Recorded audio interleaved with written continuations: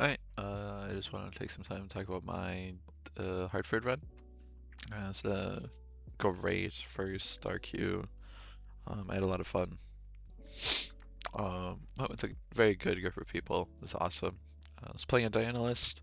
It looks a little similar to recent online lists that are playing more of these hidden cards. That is really what I wanted to tech because I feel like in Riftbound, you can't be playing exactly the most expected deck. There's just a 0% chance that if you're playing a deck that is to be expected that you're going to do well unless you're playing absolutely perfectly or your opponents don't know what the deck looks like. Uh, when your opponent sits across from the table from you, you don't want them to know what your 40 is. So there were multiple times this weekend where I was hiding this pike, and my opponent didn't really know what it was, or they thought it was a tide turner. Where the best time this actually comes up is with if it's with a 2-drop, and they swing in a Rune Runner, um, and they would typically buff it if I bring in the way, but they do still have to buff it if I just flip over a pike. Um, so my matchups for the weekend, round 1 I had a skirmish by, of course. Round 2 I played against LeBlanc, won that 2-0. Round 3 I played against Diana, won that one 2-0 as well. Round 4 I played against Set, got that one 2-0. Round 5 early, got that one 2-0. Round 6 I played against Novedes on the Poppy Aurora deck. It was very, very close game 1. Just lost it to a third sacrifice. And then game 2, I played just about as well as I could, win that one. And then game 3, I believe I dropped my Diana a little bit too early. That was the only mistake just about that I made during the set, I think. There wasn't too much to do there. So then at 5-1, I play against Lise and Aurora. That matchup is really favored because I'm playing. Oh, let me go back. Because I'm playing these gear hit cards. So I have 2 losses in the main and then boarding up to 4 total. So it's really hard for that deck to stick in Aurora. And then to end off day 1, I played against Pike. Awesome. So it's hard control Pike, and for my side deck, there aren't any Barons in there. So that matchup is actually 100-0. A little unfortunate. So I was 6-2 going to day 2, play against the Aurelia deck. Win that one 2-0. Very solid player, they just didn't see counter spells. And then round 10 play against Yi. Very, very good Yi player. Really knew how to play the matchup, was trying to not give me any Moonfall opportunities. They end up taking it in 3 barely. I lose game 1 because they've triple Rengar, which just happens. I should kind of expect it, but it was one of the things I couldn't play around. And then round 11 on the is that 7-3 pool, I play against House Star Big on Master Yi.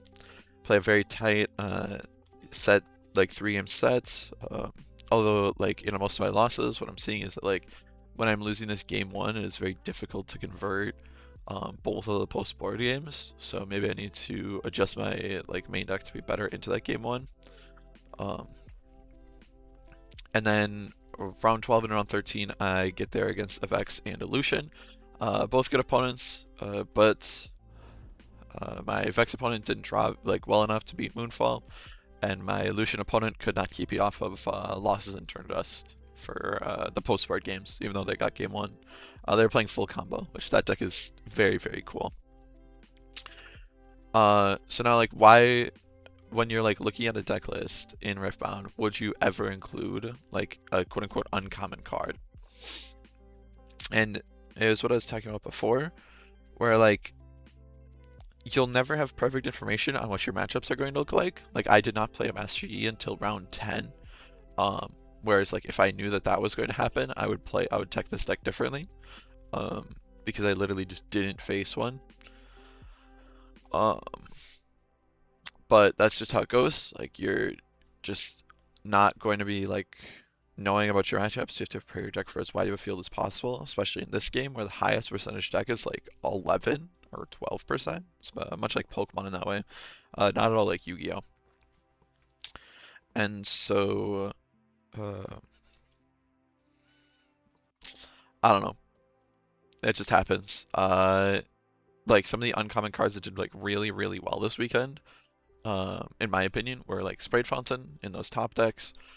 Eager Apprentice, I do really like the Linsanity deck. I was trying like a version of that, that had like one Eager and then 7 2-drops to like not keep us like too low on the low end, but seems 2-drops plus Eager was like pretty good. Like where I ended up with like Pike plus 8 2-drops.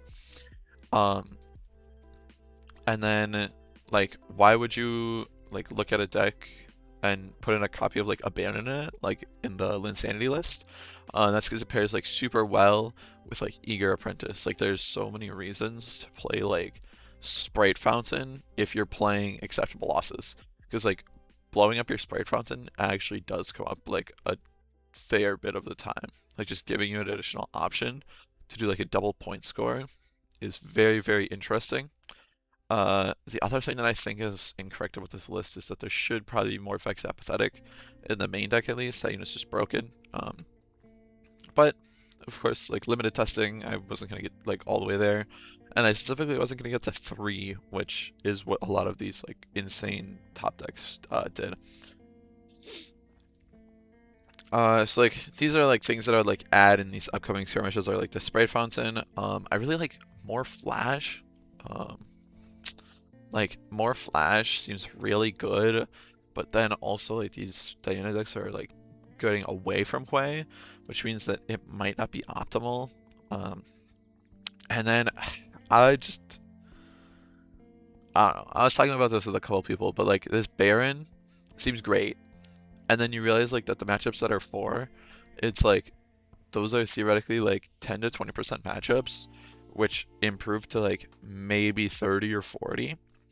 So you have to like first hope that your opponent's playing one of those like quote unquote low percentage decks where it matters, and then this Baron does have to get you there, which is fairly unlikely, depending on how good they are, of course. Like, um, I don't know.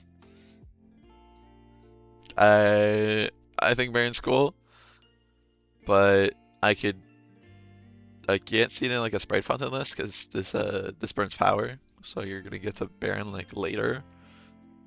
I could see it in like a hidden list where like you're playing more wages and you're playing this Pike still to like generate you early game gold. Um, I don't know. These cards are cool though. These are like the next best 3, for sure. This is probably better than some of the stuff on my list. I really like 2 flash. Like the 2 red to win 2 flash ratio seemed very good from the people who were playing it this weekend. And then yeah, just a quick thanks to my brother who got me these runes.